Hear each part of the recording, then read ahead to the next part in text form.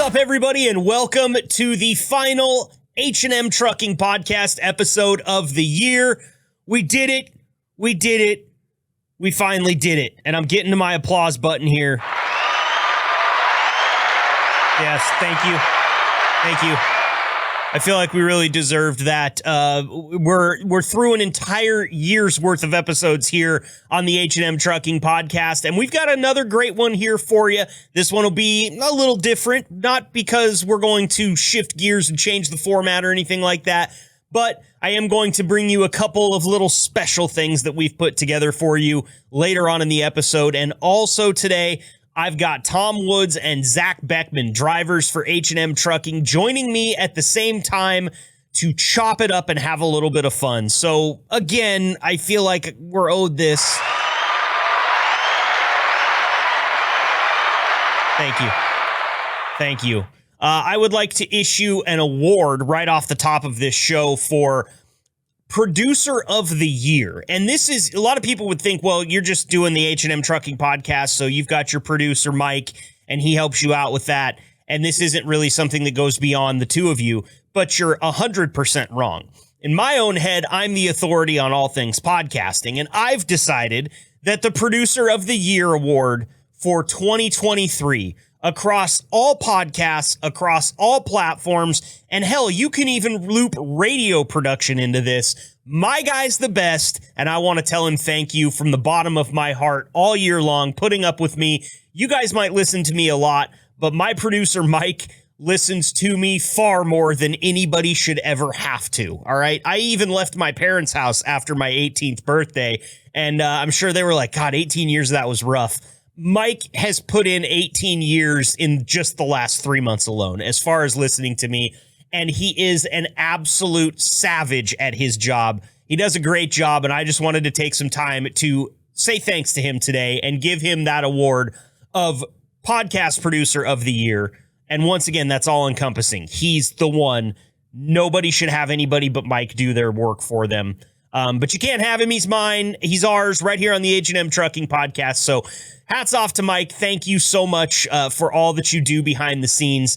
And also, I would like to say thanks to, let's just call her the YouTube video production person of the year. That's Haley Moreland. She's behind the scenes making all these great videos for H&M Trucking that you see on YouTube. And I also want to thank Tyler Staker as well, who's joined the team a little bit more recently, but has done some amazing work. That's a little peek behind the curtain here in the H&M Trucking Podcast. Who's really back here making the sausage? Well, there you have it. Those three people are instrumental to everything I do. And for the rest of you that are also instrumental in this, I don't want you to think I'm forgetting you. It's just that these three put in a lot of work for the podcast behind the scenes. And without them, I could not do what I do here each and every week. So thanks to my production team. It's been a great year, and I look forward to another great year coming right around the bend. And also coming around the bend, a bunch of great content for episode 40 of the H&M Trucking Podcast, the last one of the year, and the third round of applause today goes to my amazing team. So give it up.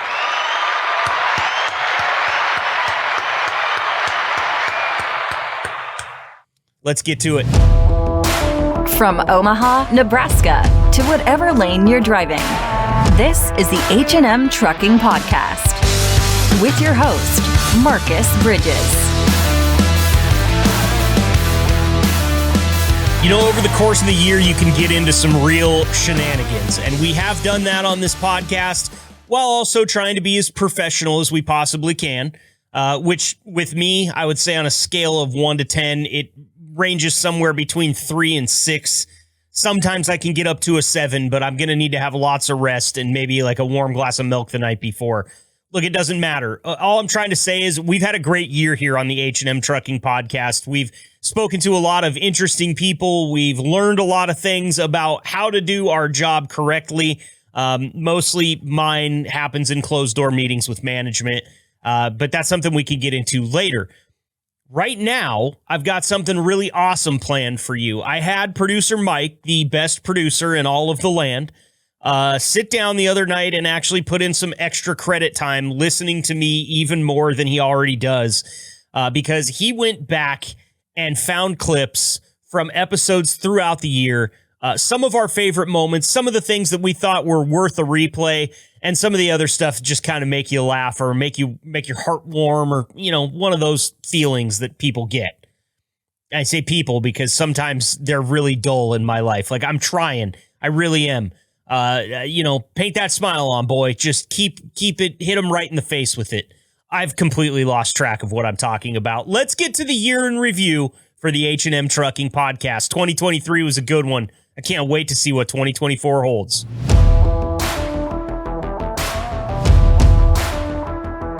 Since you're the HR manager, you've got a real good sense of what we can and cannot bring up. So I figured we'd just do that right here, if that's okay. Yeah, let's do it.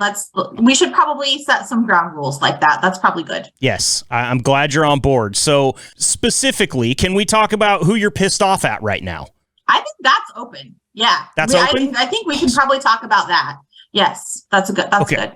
Okay. Well, that's a warning to everybody listening right now that you don't want to get on your bad side. I feel like that could be a deterrent for them to not really piss me off every day. So I think we can work with that. Okay, keep going. We're on board there. Okay, think about that, H&M. Have that in the back of your head every morning, and maybe bring Eve a gift at the beginning of the week just to try to keep yourself off the podcast. This one's a little bit like the first one, but how about your favorites, your favorite employees, or by contrast, your least favorite employees? I don't have any favorites. I love them all. Spoken like a true HR manager. And since you're going to be a regular guest on the show, I thought that it would be kind of cool if we talked about whether or not you and I need some kind of cool sign off to say, because Scotty Beals left us with something that not only when I talked to him on the phone to set up the interview did he use his sign off, but he signed off the podcast episode as well. That would be episode 16 or 17 of Unplugged OTR if you want to go back and listen to it. And I'm not even going to try to do it justice because he has this thing memorized and he drops it like it's just another thing that he says every single day. But what do you think? I mean, obviously, you know me. You know that I'm really going to push hard to give myself a cool sign off. Do you want to sign off? Do you have something that you think you could say to kind of leave the listeners wanting more? One thing I always tell my kids as they walk out the door is wear your seatbelt. So I feel like in HR, that actually is kind of my sign off. Every time one of my kids walks out the door, I say, wear your seatbelt. Now, do they? Gosh, I hope so. The other thing is I always say, look both ways before you cross the street. So those are both such practical, good pieces of advice. It's my mom advice right there. That's what I got. Well, and it doubles up. I mean, you need your drivers to be buckling up too. Otherwise, we get back to this whole make sure you report it thing, which you don't want to deal with that. Absolutely. Well, I've got a few here that I've put together, and I just want your thoughts on whether or not I should use these as sign-offs. If I said something like, so long and thanks for all the skid marks. It's fitting for you, but I just don't know that you quite have nailed the connotation in that. Okay. You probably could go for it. Maybe just go for it. Go for it. You want to just call me Skid Mark? I mean, my name is Marcus. You could shorten it. I could just be Skid Mark to you. Love to. How about this? Keep it in Georgia Overdrive and aim for the lollipops. What does that even mean? Okay, that's a little bit of CB talk there. Georgia Overdrive is when you're going downhill fully loaded and you just pop it into neutral and let Jesus take the wheel. And then the lollipops are going to be the little reflectors on the side of the highway. So this was definitely tongue-in-cheek. Okay, see, you are really picking up some of these trucker things. Like, that's impressive.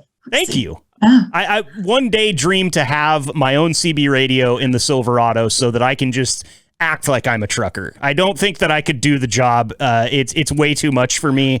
I've got all this ADHD and insecurities and all the other stuff that we'll get to that was in that novel I requested from the doctor, but I just want to talk to him. We're going to be the judge of that next week. Okay, we will. When we go through the orientation, yes. Okay, so now that you know a little bit more about what I was saying there with that first one, how about this? Keep it out of Georgia Overdrive and steer clear of the lollipops. I like that one better. I bet you do. As an HR manager, yeah. I can imagine. Less paperwork. Now, one of my fellow coworkers actually told me that because this is the state I live in, I should use it as one of my sign-offs. So what about keep chopping wood and so long from the Beaver State? She's laughing at me. You just can't hear her. I just can't, Marcus. I can't. You can't. Okay. I No. understand. No. Okay. Oh, I've no. only got one more, Eve, and this one is actually something that I saw in the store. And I know that that doesn't sound like how, but what if I just said, stay fresh, cheese bags? Marcus. Because that's a thing I saw in the store. It was called a stay fresh cheese bag. And I was like, what a great sign off. Stay fresh, cheese bags. I guess if you were talking to a bunch of college kids, that could maybe, like, what are we what is the audience here? Because I don't think that, Marcus, what are we going to do? See? Well, that's a great story. And in watching the video, some of the videos on your website there, I did notice that your employees like to testify to the fact that the company runs like a big family, and H&M Trucking really likes to operate with the same mindset.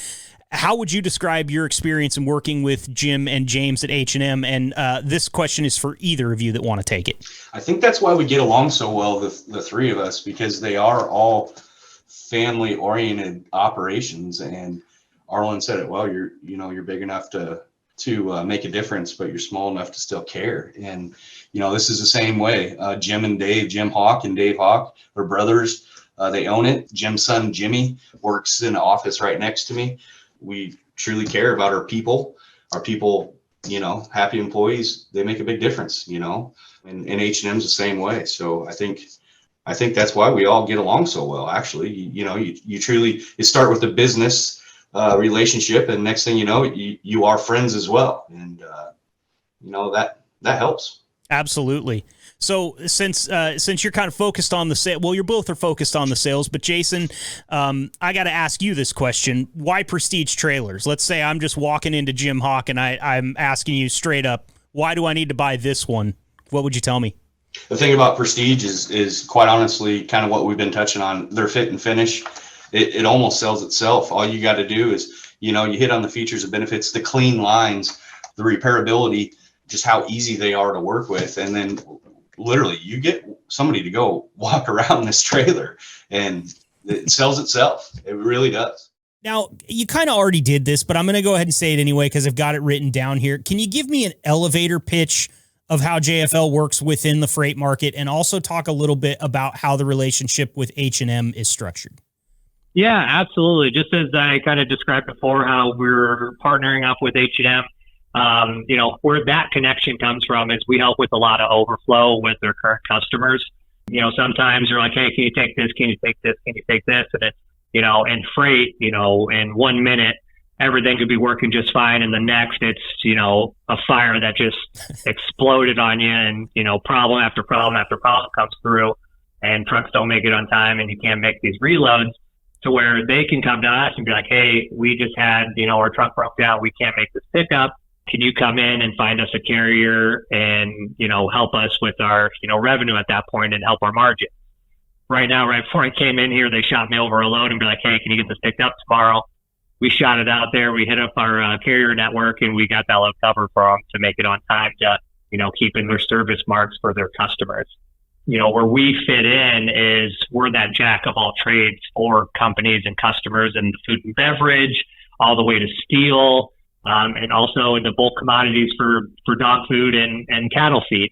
From there, we help out with those customers and do the heavy lifting to find those carriers and vet every single carrier that comes in to prevent fraud and to let them know that their freight is in good hands and it will be on time. I'm calling your ass out. You made me sound like a total fanboy when you were talking to Maria the other day. Well, and let's be fair. You know what? We're all fanboys for Maria. Can we just say that? Can we just admit that right now and get it out on the table that everybody misses her on the podcast? We all miss her, but not, the way you're making me sound. Oh, I miss Maria. Oh, where's Maria? I simply asked you, hey, what happened? Other than trying that wonderful ice cream, what else have you been up to, Maria? I have been rolling around in the trucking industry, getting to know drivers, getting to know what's going on, really paying attention to growth there. And it's been wonderful. I've had a really good time doing that. I plan on continuing to do that in my future, and it's really fun to go do that and then come back here and be able to talk to you, see what you've been up to, know that you've come to the Midwest, gotten to hang out at H&M. It's a really fun industry to be in. It really is. And I will say this, we'll talk about it just a little bit here and more at the end of the episode, but what a great culture that H&M has fostered. Everybody seems happy. I mean, I was getting handshakes and pats on the back right when I came in the door. There's a few people that looked at me like, who in the hell is this guy? And then I talked and they were like, oh, I know who he is. And I actually had a couple people come up to me. They're like, we didn't know who this dude with the beard walking around in our office was, but then we heard you talk and we're like, oh, that's that idiot from the podcast. So I guess that this microphone is doing what I paid it for. Joining us now on the podcast is president of H&M Trucking, Mr. James Fonda. James, how are we doing out there in Omaha today? Doing great. Now, I understand that you're limping around a little bit, and I mean, you can't be doing all that great because something happened to you recently on a beach somewhere, yeah? Leave the sea urchins out of this.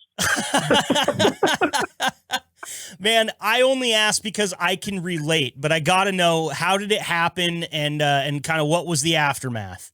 Well, I found a sea turtle, and, just decided to keep following it, and I just stepped on some rocks and there it went right in my foot.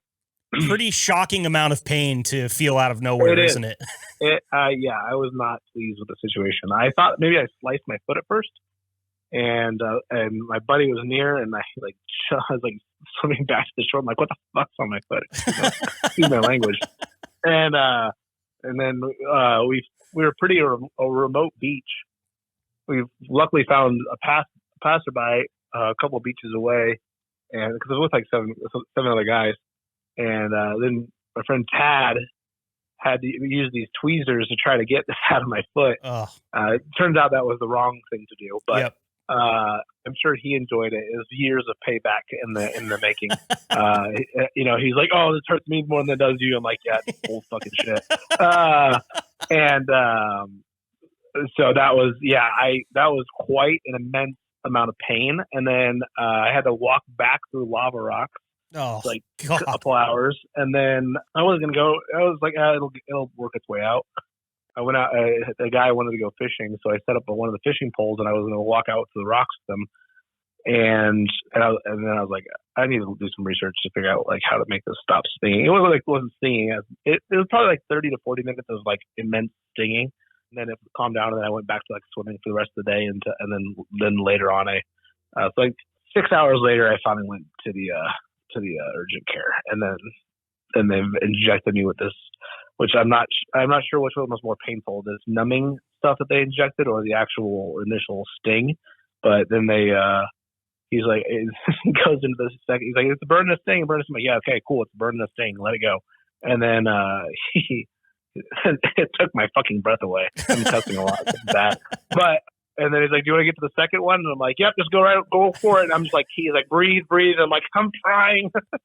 I'm like, oh, it was, I'm not sure what was more painful. It was just an immense stinging day that day. Yeah. So I never want to go. Yeah. Then they dig out, like, I have 2 holes in my feet right now. Oh, see, that's. And then so there's like the spines and then the hooks. So I've got like 60 hooks in my foot, and then I had 2 spines break in there. That's unbelievable, man. It they call sucks. it Hawaiian tattoo. Yep. And I feel Hawaiian now. Everybody's been very supportive, and when they saw it, literally took me from nothing to everything I need in the truck. I mean, talk about minimalist. That's exactly, it really is. So yeah. That's awesome. Well, I love a good story of a turnaround like that. Nobody should be working as hard as what you were just to make ends meet, And it's not to say that you don't work hard now, but rolling newspapers and delivering pizza is a whole different ball game.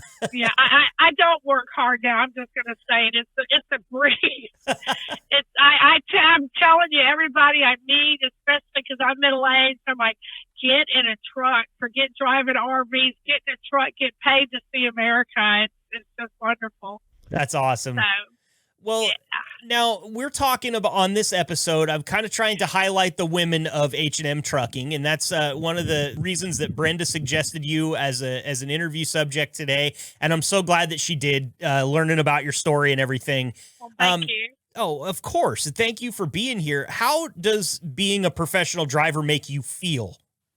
Well, it's funny because that evolves through the years. Initially, all I'm thinking is I just need to make some money to send home, and I would hear the differences, the guys, because then everyone was on the CB, and he drives the Pete and he drives the Kenworth. And I'm thinking, I don't care what I drive. I'm not wearing it. What does it matter? I'm just comfortable. And now as the years go on, you respect that. You see, how certain drivers are going to be, certain companies, you name it. You learn stuff. And yeah, it has its own classes and its own people, but initially it was very hard as far as being accepted because I went in very quickly. I was doing end dumping and hauling into Canada hazardous waste in this big end dump truck. Well, that's a rough bunch.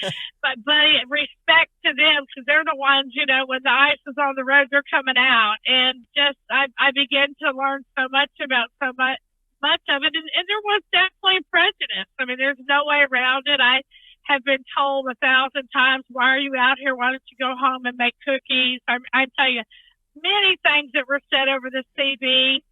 And I was never a feminist, but I started seeing a lot of it was a man's world, that's for sure. But the full circle of that, by the time it was over, I thought, you know what? And some of those men, I couldn't have made it had they not helped me. Yeah. And gave me some incredible advice. And, you some of the women that I've met come out, they're going to be tough girl. And men don't know what to do. We're supposed to help her, or is she going to get offended? I'd seen that, and I'm like, you want to help me anytime, feel free. And it worked out. I found my place, and I remember I ran with a bunch. Back then, you ran a lot across, in groups, and I finally made the grade when I went through 3 of the big passes in Colorado, and some of them got my CB and said, hey, you know what? You're a pretty good driver. And that meant so much to me because by that point I had respect for them, Right. So yeah, it's been there's a little bit of everything out here. That's for sure. I've got some stories here. Well, we came here about 7 years ago at the location you've been to. We arrived here about 7 years ago and wondered how we'd fill this place up. It seemed ginormous, of course. And now we're going to move into twice that square footage again. And it's exciting, right? It's continued growth. It's sustainable. It's controlled. It's just been a lot of fun for us. And this new facility, I think some of the things we're really excited about, we're going to have more space. Right now we trip over each other a little bit. Finding a conference room that's open or even a quiet space to have a private phone call is very difficult because of our open environment. So this is going to give us lots of new opportunities to be more efficient in that environment. The other thing I think is that people are excited about it. It's kind of sharp. It's a nice joint, and we need to attract good young employees because with that work from home, kind of world that we live in, you're that guy, Marcus, right? You kind of work out of the house kind of thing. Yep, absolutely. People enjoy that freedom of being able to do their job from home, and you got to give them a good reason to come to the office, a nice place that they can call home, and it's a nice environment, nice and clean, kind of cool, so to speak. A little more modern type facilities, modern desks. It's going to be kind of neat. It is absolutely massive on the inside, and I only saw it when it was pretty much gutted and ready for all the new stuff to move in, and I just couldn't believe the amount of space because you're right. There are a lot of employees there, and you guys are kind of stacked on top of each other as it is. It's just going to give you guys that elbow room and really let you kick your feet up on your desk every now and then. But you also don't really strike me as a kick your feet up on your desk type of guy, Dale, to be honest with you. Well, I like to lean back in my chair, but maybe my feet don't hit the desk. So that's probably not a good look, for a guy in your position, I guess, when you really think about it. You did change it up a little bit, because that's always something I've been just amazed at. It seems like a brave and bold move of you to put yourself right in the middle of the cubicle world with everyone else. You're just kind of out there for everyone to reach for at any time. Is there like a partition now? Is there something that separates you from everybody? Or are you still pretty much right in the middle? Well, I'm not like directly in the cubicle. I actually tried to, and Dale told me that I needed my own space. so basically, I'm literally in the center of the building. So, and I wanted to be able to keep that. And also, I wanted to be able. Then they're like, okay, we'll put glass around you. And I said, no, we're not putting glass around me. I want to be able to hear what's going on. I'm like, nope, not tucking myself away. The boss's ears will still be here. Yeah, putting glass around you makes it a little bit of a zoo exhibit too. Like, that's not really what you're going for. Right. Oh, look at him! Yeah. Oh, look how cute he is. Well, you know what I'll be doing, I think, on Labor Day weekend is attending my first Oregon football game of the year. Who? And the Oregon Ducks. It's a waterfowl that resides up here in the Pacific Northwest. We play some football from time to time. Yeah. Actually, we just joined your conference, Eve. We're over there. We're going to be in Nebraska Cornhusker territory next year. I actually have heard that. So I have a joke for you, Marcus. Are you ready? No, I'm not ready, but yes, please go ahead. Okay. If you have a car containing an Oregon Duck wide receiver, an Oregon Duck linebacker, and an Oregon Duck defensive back, who's driving the car? I don't know. The cop. Knowledge and stories from coast to coast. This is your driver profile. Joining me now on the H&M Trucking Podcast's final episode of 2023 are a couple of drivers. I've got H&M driver Zach Beckman on the show. Zach, appreciate you being here. Of course. And I've got H&M driver Tom Woods back on the show joining us again. Tom, thank you for being here, sir. Yes, sir. Thank you. Now, I wanted to just kind of enjoy this conversation a little bit. I feel like it's the last one of the year. At this time of year, everybody's kind of starting to kick their feet up a little bit towards the weekend. Zach, I think you're out on the road right now, correct? Yeah, I'm actually out in Pennsylvania right now, catching at 34. Supposed to be picking up at T-Town, heading down to Austin next. Okay, and Tom, you're actually cooling your heels at home right now on some vacation time, aren't you? Absolutely, man. Sitting in front of this fireplace, the fire going, and enjoying this big fancy house of mine that I bought a couple months ago. So yeah. Well, I really appreciate you guys taking the time on vacation and your 34s to join the podcast here. It's always nice to have people that are super excited to come on, and you guys both fit that bill. I want to start out here because, Tom, you actually mentioned something to me that was really interesting and something that we haven't talked a lot about on the podcast. You told me a story, Tom, about somebody getting their fuel siphoned off while parked at a truck stop here recently. Can you tell that story for the listeners real quick? Yeah, when there's I don't know if it was one of our drivers or our driver talked to another driver, but they were in Houston at the Love's truck stop downtown there, and that person filled up their truck and got up the next morning and was completely empty. So, and yeah, that was not a good deal. What kind of expense are we talking to fill up the tank? $1,000. Ugh. And in a case like that, is that coming out of your guys' pocket or out of your pay, or is the company going to cover for something like that when it happens? Well, the company's going to cover for it. Of course, you can't put that on the driver because, they don't put locking caps on these trucks, Mm-hmm. So it's, if you're asleep, man, you're asleep. You're not going to wake up hearing that stuff because, when you open that cap up and that AP unit running or the truck running, depends on the weather, you're not going to hear that cap open up, Right. Zach, is this something that you've heard of or anything that you've experienced while you've been out there at truck stops or parked in various places?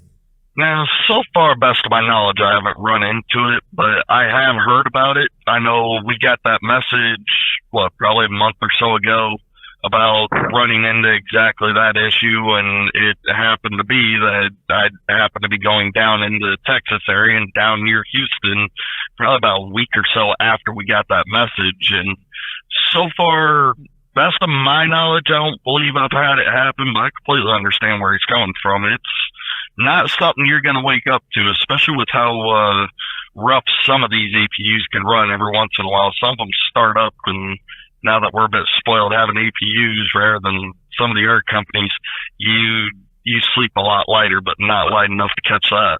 Sure. Right.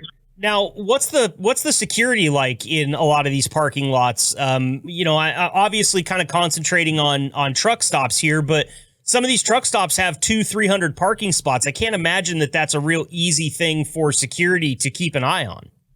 Talking about security, you're going to have Atlanta, Georgia, they got security there. You got security out there in California at some of the truck stops, especially down by LA. Maybe one over in Oklahoma City at the Petro. But you don't hardly see security at any of these truck stops, hardly at all. It's just the police driving through every now and then, making sure there's no lot lizards or no riffraff drug people coming through there trying to sell drugs to drivers, all that crap. But there, usually it's up to the driver to be responsible for his or her equipment. Yep.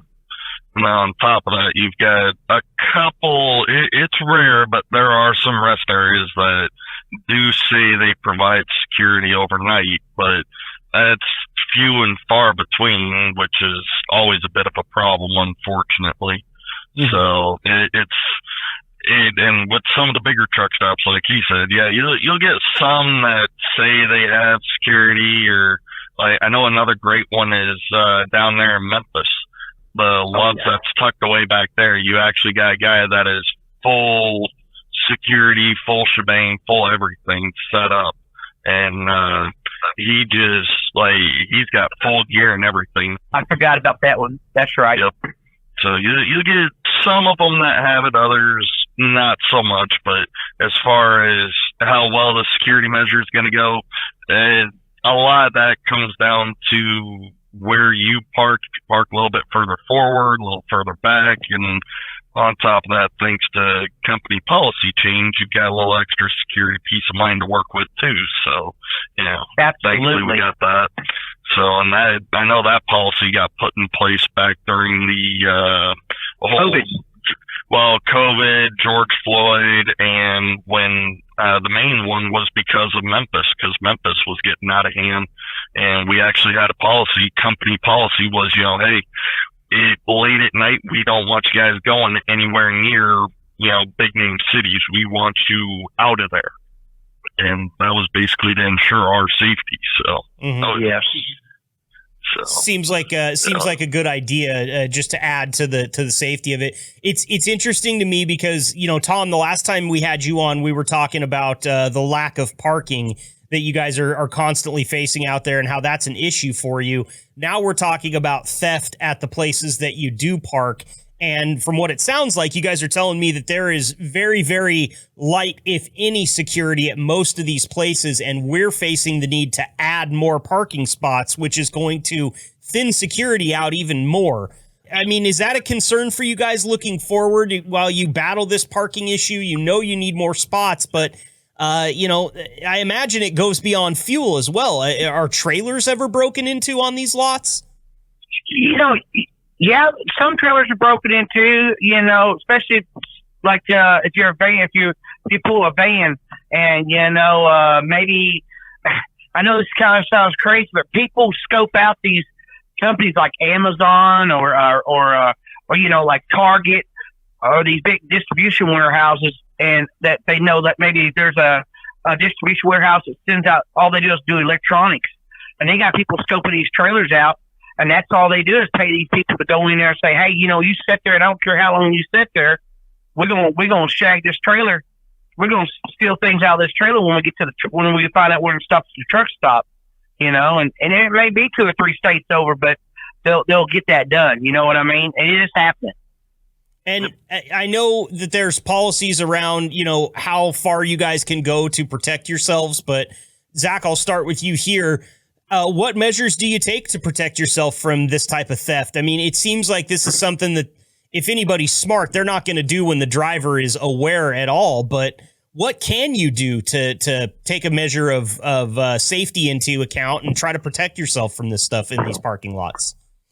So one of the tricks that we can do is, depending on where you park, it'll either be, if you park back to back, you want to park close enough to where, as you're also trying to ensure you're not ripping your nose off, that you make it to where they can't open the doors. If you're in the back to back spots, and then say if you're parking on the back road, much like I do, I like trying to, ensure there's as few vehicles around me as possible.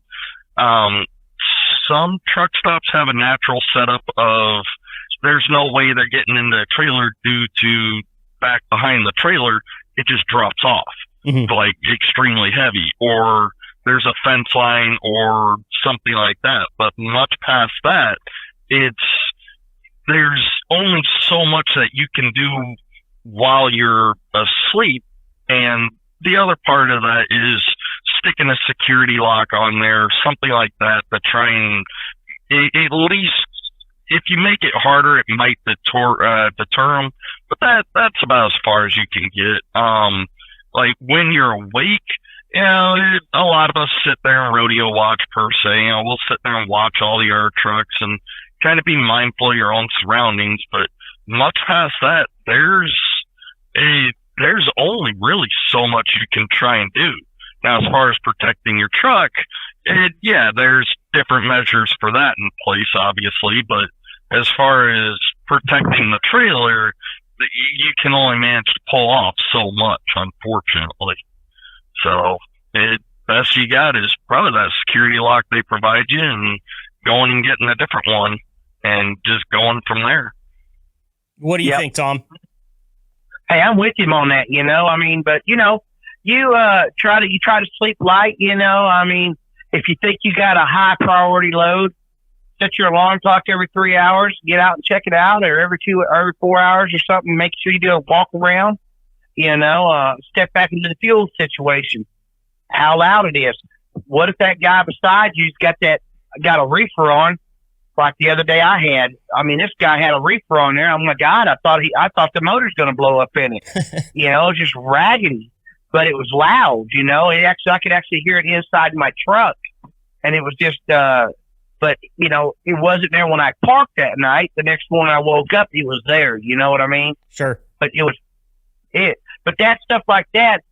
See what it is those people. The people who want to steal from you are going to park beside you. They're going to try. Those kind of people that do that, they find a place they're going to park, and that's where they're going to park. And at night, they hope they park beside somebody they're going to try to park with somebody don't have a dog, that's got it's got maybe a loud truck, or their AP unit's loud or something like that. And they're going to throw a hose in there, run it across there, and they're going to stand back there on their truck and make sure that they can jerk that hose out of your truck real quick, and go back and crawl back on the other side of their truck and get in their truck and take off. You know what I mean? Sure. So another common one to run into is also which you'll see it very often, but you'll see the RVs that are just sitting out there, and they'll turn around and they'll seem like they're staying there a lot, or it'll be like some raggedy rundown RV, and they'll, just like you said, they'll wait for people to be, done at night, and then they'll kind of keep an eye out, and they'll go for the ones that are closest to them, and next thing you know, they're gone in the morning, and your fuel's gone with it. So, what do they have in those RVs? They done stripped them down and put 55-gallon drones in there so they could fill their big trucks down the road or whatever. You know what I mean? Sure. It's funny to me because, my generation, kids were always scared of, the white panel van with no windows. And I feel like Breaking Bad, if anybody's watched Breaking Bad out there, now this generation behind me kind of has like an instilled fear of old raggedy ass motorhomes, because they were doing some sketchy shit in that one on Breaking Bad. And it sounds like they're doing some sketchy stuff in the parking lots as well. And, I've got a funny story that my uncle told me a long time ago. My dad and some of his brothers used to have old Ford Broncos. They used to take them out four-wheeling and everything. And they went to Safeway to get some beer once and came back outside. And next to the Bronco was a hose and an empty gas can and a puddle of vomit. And I feel like that's probably the most, like, that's got to be poetic justice, right? Somebody tried to siphon the gas out of his Bronco, got a belly full of it, got really sick, and got exactly what they deserved. Well, I did see it on TikTok. A gentleman had his sleeper completely in his sleeper and his passenger seat gone, and it none but 55-gallon drums in there. I think he was able to get 6 of those in there, and they had caught him. A truck had pulled in front of him, caught him. He had lines coming out of the bottom, and he had high-tech pumps that ran off of air, so there's no electric. And he was running. He would idle his truck and stick those lines in there, and these people's tanks. This guy came out and caught him with his line in there, and they actually blocked him in, and he got arrested for stealing fuel. And I was like, that's awesome, Good. You don't ever want to get caught with your hose in someone else's tank. Hey, I'm going to tell you what, there's a lot of that new age driving out here and a lot of the old school driving. And I'm going to tell you who you don't mess with. You don't mess with the old school drivers. You don't mess with these people that's been out here driving 15, 20 to 25, even 30 years. You know what I mean? And what it is these new age drivers, like you got some people out here 2 to 5 years, maybe 5 to 10 years. And all they know how to do is they're on their ops or something. And they're trying to save every dollar they can, so they don't mind stealing from somebody. You know what I mean? Mm-hmm. Yep. Yeah. Well, I can't imagine the empty feeling that you must get waking up and finding a brand new full tank completely on empty. And I don't like to hear that there's drivers out there that would do that, owner operators, but I'll tell you right now, I think you're right, Tom. The old school truckers will come out with a tire iron and put a pop knot on your head so big a calf could suck it. So we're not talking about a tire iron. We're talking about a gun. Yeah, Colt 45. We're talking about old school people. These old school don't play around. It's either a gun or a knife. You're going to find yourself laid in a ditch with your head blowed off or your throat slit. They don't play around. Those old school drivers don't. Sure. Something got mentioned a little bit earlier, and Tom, you and I chatted about it very briefly yesterday, but we've been talking about something pretty serious here, so I want to turn the corner a little bit to, you mentioned lot lizards earlier. We're talking about security. Tom, you told me, you said, I don't really see them out here very often, and the lot lizard is alive and well in the lore of truck driving going back through the years, but it sounds to me like maybe we're on a little bit of a downturn here. Absolutely. And if the people out there don't know what a lot lizard is, it is a prostitute. It's a prostitute, and that's what truckers call it, a lot lizard, So if you don't know what the terminology is, and there's a lot of people out there don't even know the terminology of anything on the CD or the trucking industry. They just been put out there and they're still learning, So yes, so I've been driving for 25 years, and let me tell you something. I've only seen 2 lot lizards in my life, and they were in Oklahoma City at the PA truck stop. Really? So that's amazing. I would have figured across 25 years you'd have run into it a lot more, with as much as they are lot lizards getting mentioned by truck drivers. And maybe it's just kind of a tongue-in-cheek thing, but Zach, how about you? How many do you see while you're out there? I wish. I've only been driving solo now for 7 years. I actually just got my notice about it today, about driving. It got my anniversary and everything, and that is not the case so far. In 7 years, I've run into almost 1 a year. Is the rate that it's at? Unfortunately, it's bad. But I've run into them in Seattle at the PA. I've run into them at the one in Memphis. I've run into them there. I've run into them at where was that other one? I've run into one almost always on a regular. The worst one I've got is I was in Battle Creek, Michigan when this happened, and what ended up happening was I was at the same truck stop for roughly 3 days because I was driving for Warner at the time, and I ended up parking all the way at the back, and I had my dog. I was trying to hide from the, from the lot lizards, from everybody. But what ended up happening was I got a visit the first night I was there at 11 o'clock at night. Asking if you want any company. I was still sitting up in the driver's seat. Not the following night, but the next night, I was in the back, and Warner had the OptiIdle stuff, and so the truck would start up, occasionally in order to get temp to what you were asking for in the truck. Well, I had ignored it when I heard a tapping on my window, and because I didn't know, I knew who it was, but I completely forgot that I had rolled my windows down enough to circulate the air through the truck.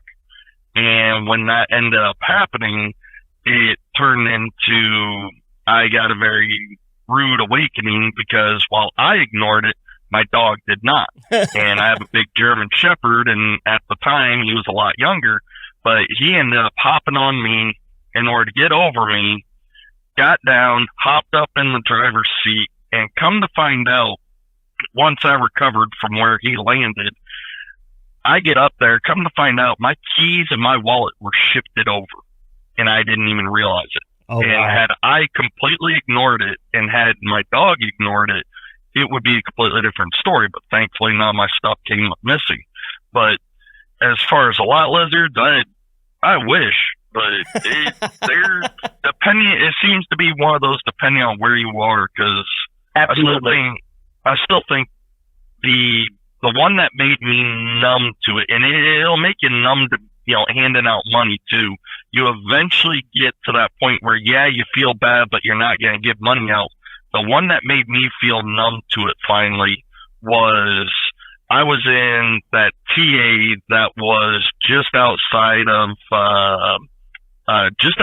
Memphis on Interstate 40. I cannot for the life of me remember what the name of that one is right offhand. Oh, I know what you're talking about. It's like 20 miles west of Memphis there. Yep. And I had just gotten there, and this black Cadillac Escalade, the full stereotypical everything that you expect out of it, turn around and just rolls up, goes right on by me, and next thing, he's rolling on by, he rolls down to the far end, I paid it no mind. It comes back about 20 minutes later, and this black woman happened to be walking on by, and like I said, it was stereotype as stereotype could be. And she comes walking on by, asking for money with this black Escalade following, decked out rims, full shebang. AC was so cold, the windows were fogged, and mind you, they were pitch black. And she's asking for money, saying they're low on fuel, this, that, and the other. And I'm sitting here like, if I didn't know the situation that I was watching happen right in front of me, maybe you'd get some money out of me. But watching it firsthand made me absolutely numb to it. And stuff like that makes you feel bad because there are people that are in a bad position. And then there's people like that are just trying to milk everything they can out of you. And it's just about that versus the other day, TA I was supposed to go to, wherever it was, had two dogs that looked like they were roaming around, lost, this, that, and the other, and I actually turned around and actually gave them food. Because I actually feel bad for an animal over, unfortunately, a human being. Yeah. That's how numb it'll make you to it. I mean, you want to pet those dogs. You don't really want to get close enough to touch those lizards, man. You never know what you're going to pull back. Yes, absolutely. But they are really, a lot of these women have turned to, you go on these sites and look up stuff if you want, and there's people out there that actually do it. You'll see every once in a while, you'll see a car pull up in front of somebody's truck. They'll pull it right there in front of their truck and get out, and they'll crawl up in that truck and do whatever they got to do, and they'll turn around and leave. And it's just they do those call girls. You know what I mean? They'll call them out, and they'll come hang out, and They'll do that. And sometimes people get lonely, man. I mean, that's I can't fault people. It's not something I would do. It's not something I would recommend because I feel like you're really setting yourself up to get robbed in those situations, especially like Zach's talking about. Somebody pulls up in front of your truck with a black Escalade, all the windows are blacked out. There could be 9 full-grown men armed in that rig just waiting for you to open the door so that they can come take all your things. No, this is the deal, Marcus. Let's just put it this way. How about Marcus and Zach are in a truck and they got their sister or their friend or whatever, and you guys are out there scamming. You send old Jessica over there to Tom's truck. She crawls up in that truck. Well, next thing you know, you get a beat on the door, and there's Zach standing there, and he's got him a gun, and he's like, "Man, what are you doing with my sister?" Blah blah blah, and drags you out, beats the hell out of you, takes all your money, takes all your electronics out of your truck, and leaves you for dead. Or they might even kill you. That's what you got to worry about out here these days.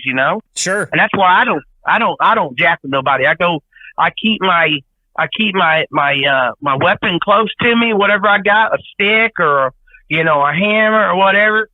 You get in my truck, you're gonna come back out of this sucker. Is all I'm gonna tell you. Yeah. Well, it's good. It's good advice for anybody that plans on it. And there's something else I wanted to touch on during Zach's story. You talked about your wallet and keys shifting over. If that lot lizard gets in your truck, fires it up, and starts driving, maybe just by accident, the right direction, do you guys have to log those hours, or is that something that you get for free since... Oh, my God. Oh, man, that'd be a phone call, quick, fast, and hurry about that. I'd be wanting my hours back. Yeah. I would definitely be wanting those. There'd be a call over to safety about that one. Hey, can we put that on line? It wasn't me. Yeah, right. Yeah. And not personal conveyance either, please. Yeah, please. I don't want to have to explain that to DOT. True story. This is a true story. Really happened. It happened in New Boston, Texas, over by Texarkana, over on Interstate 30. A guy stops at the pit grill there in New Boston, Texas, has him some dinner. This girl walks up and says, "Hey, can you give me a ride up? Where are you going?" He says, "Well, I'm going north." She says, "Well, I'm heading that way too, So evidently this girl gets out of the Huntsville Nut Ward or whatever down here, or the Nut Ward down there in Terrell, Texas. He says, "Well, hell," she says, "I'm a little tired." She crawls in the back. This guy's got a 357 stashed right there by his mattress. She pulls that out and blows his brains out while he's going down the road. Eases that truck over the side of the road. They found her 5 miles from that truck time they caught up with her and realized that she's the one that killed him. Wow. So be careful, all the drivers out there. Be careful to who you decide to pick up. Yeah, sure. That's why company policy is no picking up anybody. Absolutely. That's what I'm saying. I was going to say that. Yeah, I'm grateful. There's been a couple of those that you'll pass them, and you have to become numb to it after a certain point. Like, yeah, you want to help somebody out, but at the same time, it's like you don't know what you're getting yourself into. If, on one hand, yes, they could be the nicest person in the world. On the other hand, they could rob you blind. Hey, listen, I want to help somebody, Zach. Like I really want to do. I want to be out there helping somebody. I was coming down 259, out of Longview, Texas, and I could see this car parked over there. They had a flashlight. They was trying to wave me down. I was like, and it was 8 o'clock at night. It was dark. I was like, no, but hell no. And I felt bad because maybe they really needed the help, but that is also something else when you're out there. Be careful. Watch who you open your door up for. Make sure you lock your door. Every time you get in that truck, lock your door, because I've actually had a driver in Dallas, Texas, grab my door and open it up. "Man, you got any money, man?" It was a homeless guy, but you know what I mean? You got to watch you got to watch out where you're at and make sure you make sure you got yourself secured. Sure. Because like I said, today in time, you don't know who's going to open that door up, what to expect. You know what I mean? Yeah, and you know, if we're playing the odds here, let's be honest, 8 out of 10 feel like they're probably not there for a good reason, and the 2 out of 10 that are there for a good reason are still going to cost you some money, it sounds like. So, you know, gotta be careful with that type of stuff, and that's great insight, guys. I really do appreciate it. Before we take off here, though, I have to, I'm going to tell a little story shortly. I went on an elk hunt here just a couple months ago, back in November in Northeast Oregon. Ooh. Did not get any, didn't even see anything. Heard a wolf way too close to me in the woods, which that's the story for a different day. But I had a little issue where, you know, I was on the top of a mountain and there was not a bathroom close to me. And I really don't like to do it outside. Obviously, you know, number one, fine, whatever. Number two, I really prefer, like, I'm a clean poop, you guys. I want it to be, I want a nice bathroom. I want it private. I want it quiet, you know, maybe some music, whatever I have access to. But I had to go in the woods because it was one of those things where I couldn't wait to get back to the truck. I had no, you know, but I got to take off all my rain gear, my backpack, my gun, my gloves, everything. So it's something I don't really enjoy doing, but it got me thinking. You guys have been driving for a long time, and obviously you're always trying to stay within your hours, stay within your clock, make sure you get there safely. But I know, with my experience with road trips, that there has to be a story where you guys had either a close call or you didn't make it to the bathroom. So, Tom, I'm going to start with you. Give me the story that's popping up in your mind right now after 25 years on the road. I mean, this just happened, I don't know, about 2 months ago. I mean, I'm going down, I forgot that, Interstate 90 out there and going into Pennsylvania. And I'm going down the toll road down through there. You know, there is nothing out there, you know. And I was like drinking my coffee, and sometimes it happens, sometimes it doesn't, you know, where, you know, I mean, I could drink 3 cups of coffee and be fine one day. The next day I drink a half a cup of coffee, and I gotta, you know, you gotta pull over because you're about to do it number 2 in your damn pants. And I'm gonna tell you right now, my son-in-law told me, he said, you know, you're the baby wipe. I was like, man, I ain't never thought about that. I order $100 worth of unscented dude wipes, and I keep a brand new pack in my door right there, opened up, just for that 911 emergency. And let me tell you something. You hit the side of the road, cut your truck and trailer out of angle. Hey, lean up against your truck. You ain't got nothing but lean up against that sucker, and you're good to go, man. And I'm telling you right now, 100%, it will happen to every driver out there. And I don't care who you are. If you ain't shit, excuse my language, if you ain't shit your damn pants one time in that truck, then you're lying out your damn teeth, okay? Well, I gotta say, leaning up against the truck sounds a lot more comfortable than the orangutan hang I had to do from a wet tree branch when I was out in the woods. So, oh my God. Hey, you know what? I ain't gonna lie to you, Marcus and Zach. It's kind of scary when you're doing it at 4 o'clock in the fucking morning and you're out in the middle of nowhere. And you fucking hear these noises and you're like, what the fuck? I'm out here. You know, literally, if something tapped me on my fucking shoulder, that'd be the end of it. You know what I mean? How about you, Zach? You got a story?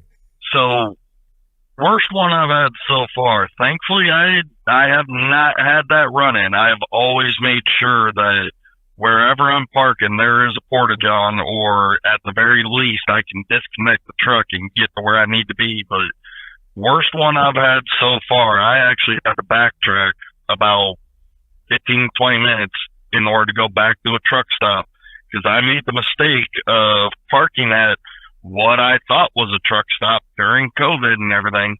And come to find out, this was a little no-name, middle-of-nowhere Texas type of deal. And it was on a back road. And next thing I know, my stomach's like, oh, hey, yeah, by the way, you got warning, and it starts now. So you better find something, or you better make a decision. And thankfully, I made the decision, and about 10, 15 miles back behind me was a Love's.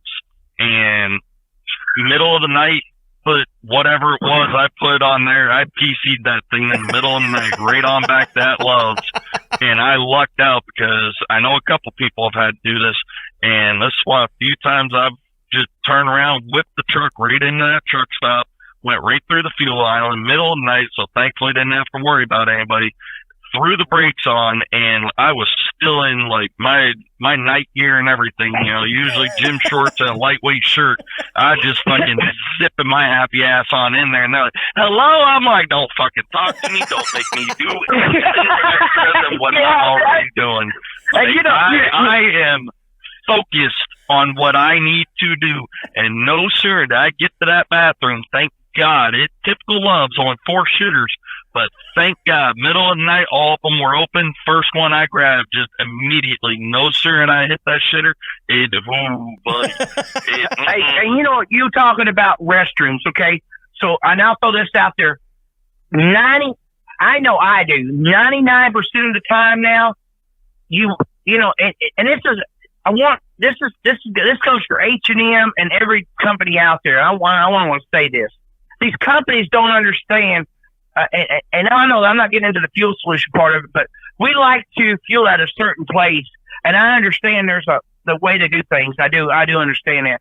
But if we get points and we get unlimited showers, we can go into a shower restroom that's 30 times cleaner than a regular bathroom. Are you with me? Mm-hmm. Because every time you get a shower, you get a clean bathroom. Right. You get a clean toilet to sit on. Every time. But you go now, if you go into that Lowe's truck stop, how many dirty ass people have set their nasty ass on that commode? You know what I mean? Oh, man, I don't even want to think about water bottles and all that stuff there, But we like to use our shower points to use the restroom because they're cleaner. I think you might be onto something here. Should we start a brokerage, the three of us, that's just for shower credits? We can just buy and sell shower credits to guys like me that are a delicate poop and they need their privacy and they need their cleanliness. I feel like there's a $1 million idea there, fellas. I really wish I knew how to do it. And this is not only talking for me, Zach, and you, Marcus, but I really would love to do this. Take all the truck stops in the nation and put everything on one point card, and you do not lose them. See, that's something that really pisses me off. When you buy something and you get credit, that credit's there for life until you decide to use it, right? I mean, right? That would make sense. But the truck stops, they leave them on there for about, I think, 2 weeks, maybe a week or something, and then you lose it. Depending on which one it is, the TA Petro, if I remember right, it's about a 2-week span. Love's is about a 3 to 4 week span, if I remember right, and I believe J is about 2 to 3 weeks also. Yeah. And if you don't use it, credit, like the points thankfully stay, but the credits for showers and your credits for drinks fall off. That's ridiculous, man. If JP Morgan Chase just took away my credit card points after 3 weeks, I would have joined the Occupy movement and moved on to Wall Street in a tent, because that's ridiculous. Like, you guys earn that stuff. They shouldn't take it back away from you. That's garbage. Bush League, right? Dog shit effort. I'm writing a letter. How's that sound? Absolutely. I understand. I understand where they're trying to come from. Because part of it is, like, especially if you look at the Petro TA, which I know a lot of people that are not big fans of their newer setup when they revamped it, but their new gear system, like, if you compared them, Love's does have the better setup to where whenever you fuel throughout the month is what you'll have for point. Like, if you're at, say, 4 points a gallon when you fuel throughout the month, that is what you're gonna, so long as you get to their platinum or whatever it is, which theirs is usually a little bit easier, but if you get to their platinum system or something like that, it stays in effect for the next month, versus the J and Pilot is as you go for the month, so you're not getting your 4 points per gallon or your extra stuff until late in the month. And the same thing happened with the Petro TA system. And what really screwed everything up for Pilot J was their system used to be better, and then they went to this newer one that they've been doing, and it's not great, and it's not the worst out there, but it definitely messed a lot of stuff up, because theirs was decent, and then they went to whatever it is now. Like there used to be part of it was, say you fueled, I believe the qualifying fuel was 60 odd gallons or something like that. And the policy for the J and Pilot was, so long as, say you got 150, you ended up getting 2 credits for it. Well, now say you fill 150, you only get 1 credit. And it like they backtracked on that, and it messed everything up, which I get they're trying to save money, but at the same time, it screws the driver over, because on top of that, you go to any of these truck stops, what's the number one thing you notice about the cost of everything in there? It's about 3 or 4 times over what anything else is. Oh, yeah. What about this, Zach? A shower costs you $18 now. $18? To take a shower. If you go into, let's just say instance, Zach's going down the road, and he pulls in, and he pulls in over there at the TA there, and it's been 2 or 3 days since he's had a shower, because a lot of truck drivers, there's truck drivers out there take showers every day, and there's truck drivers out there take a shower every 3 days, But let's just say that he pulls into TA over there, and he ain't got no damn points, and you can't get no driver to get him no points to get him a shower, and he's wanting one really bad. It's going to cost him $18, anywhere from $15 to $18. Man, you don't want to make people angry in situations like that. You really don't want to make somebody angry that hasn't had a shower in 4 days. You don't want to deal with that person. Just give them the free shower. Listen, guys, I'm on your side here with this stuff. Unfortunately, we're running into we're coming up on the end of our time here, so I'm going to have to cut us off here, but I really appreciate all of the insight, and I'll tell you right now, I think it's highway robbery to charge $18 for a damn shower, and I don't think you guys should have to use your shower credits to poop in peace either, but until I get funding to start my own truck stop, unfortunately, it might be something you guys have to deal with out there for a while. Yeah. Unfortunately, Buc-ee's also kind of partly beat us to it, because that's part of why they came into existence. Was owner went to a truck stop bathroom, and this should speak volumes. If somebody makes a multi-million-dollar industry because trucker bathrooms are that nasty, like that should definitely be a little bit of a wake-up call to these truck stops. Yeah. So, amen to that, man. Amen to that. Well, Zach, thank you so much, my friend. Not your first time on the podcast, of course. We've had you on here before. We appreciate your time every time you come on. Thank you for being here, my friend. Yes, sir. And Tom, as always, man, it's always good to have you, and we'll have you both back very soon. I appreciate you guys coming on here together. And, of course, I appreciate you both as individuals. Thank you so much, Tom. Yes, absolutely. Anything else you guys want to say to any of the rest of the drivers out there? This is the last episode of the year, so if you have any, Happy New Year wishes or anything like that to either your families or the company or anything like that, please take a second. I want to wish everybody a Merry Christmas and Happy New Year's, and, be safe out there. Go home to your families. Zach? Pretty much down the same line. Happy New Year, Merry Christmas, all that fun stuff, and hopefully the weather ain't too bad for the trucks this year, so try and keep them shiny side up and try and keep them clean. There you go. All right, Zach Beckman and Tom Woods, you guys are awesome. Really appreciate the time. Stay safe out there / enjoy the vacation time, Tom. We'll get you guys on again. You. Thanks again. Yep. Yes, sir.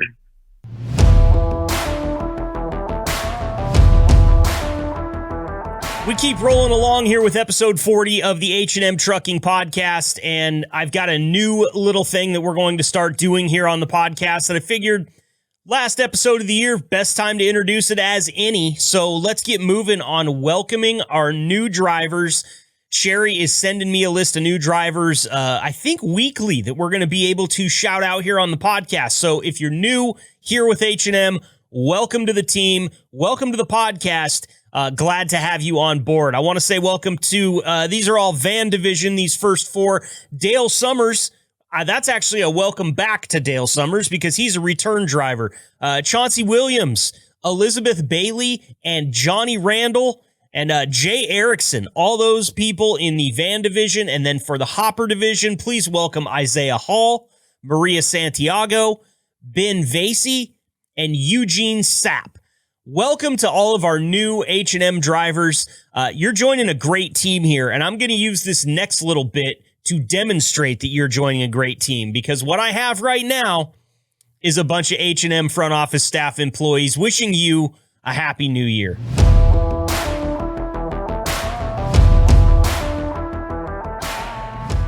Hey everybody, this is John Miller, a free broker over here at JFL. From all of us here at JFL to all of you listeners out there, have a very happy holidays and a happy new year. Hi, I'm Shelley McCowan. I am a CSR here at H&M. On behalf of myself and the whole H&M family, I just want to say Merry Christmas, and I hope everyone has a fantastic new year. Hi, this is Novella Conant. I'm a load planner here at H&M Trucking, and I would like to wish all of our drivers and their family a very Merry Christmas and a happy and safe new year. I hope everyone enjoys some family time and makes a lot of wonderful memories. I would just like to thank you all for all that you do and all the effort that you put in to get on such a great job, and let you know that you're appreciated. Hey guys, this is Mike from the Hopper team. I am the utilization manager. Just want to wish everybody, a safe New Year's. Looking forward to 2024. We're growing. We're getting new customers, new lanes.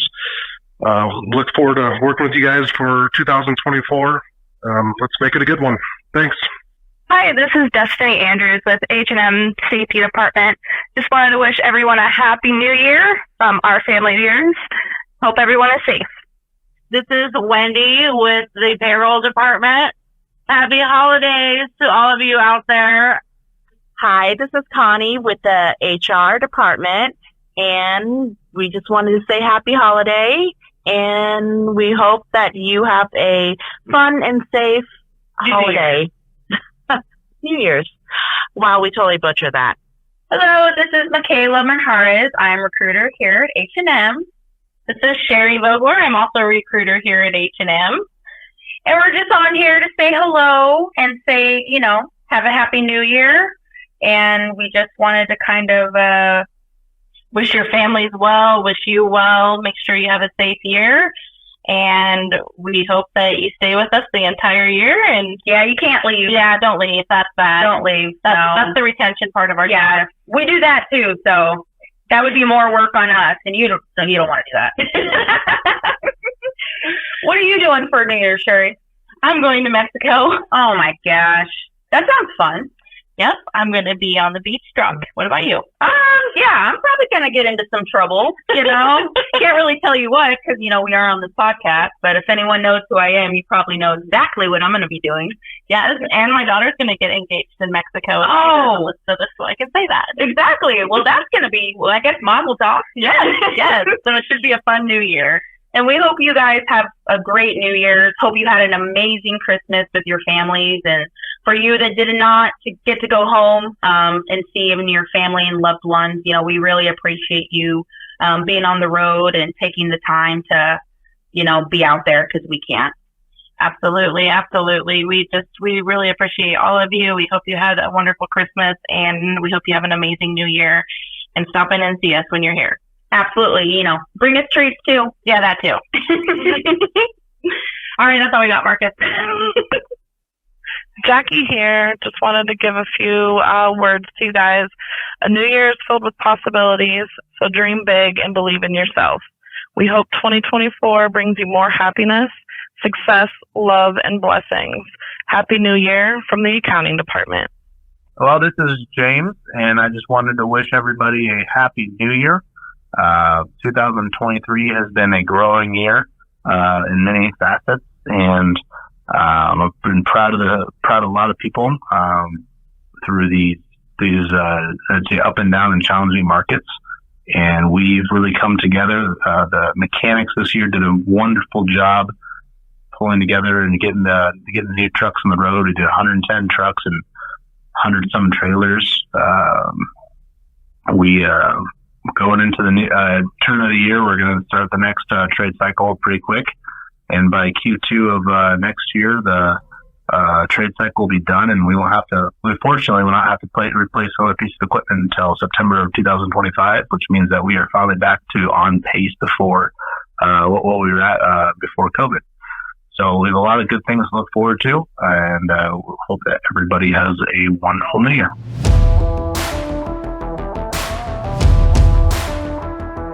Well, that's going to pretty much wrap it up for this year's worth of episodes on the H&M Trucking Podcast. Let's get some fireworks in here, huh? Or I guess we could get 2 lonely bottle rockets in here because that's the only fireworks button I have. But how about an eagle screech? That's good. I like that. That's really good. I feel good, you guys. I feel really good. Hearing from all the employees, wishing everybody a happy new year. We had the year in review, an awesome conversation with Tom Woods and Zach Beckman. Really appreciate those guys stopping by and sharing their time, as I appreciate the rest of you at H&M Trucking. Whether you're in the office or on the road, you guys have made this a very fun year for me, and I look forward to the next one as she pulls around the corner. We're going to keep doing this thing. We're going to keep having fun doing it, and hopefully in the future, we'll have even more fun than we've already had, and maybe, just maybe, we'll even learn something along the way. A special button for me here, because I feel like I want to set this thing out on a real good note for the end of the year before we go wait and watch the ball drop and all prove to the entire world that we can all count backwards from 10. So let's hear it. I'm going to be honest with you. That was the wrong button, but I'm leaving it in. Stay fresh, cheese bags. Happy New Year.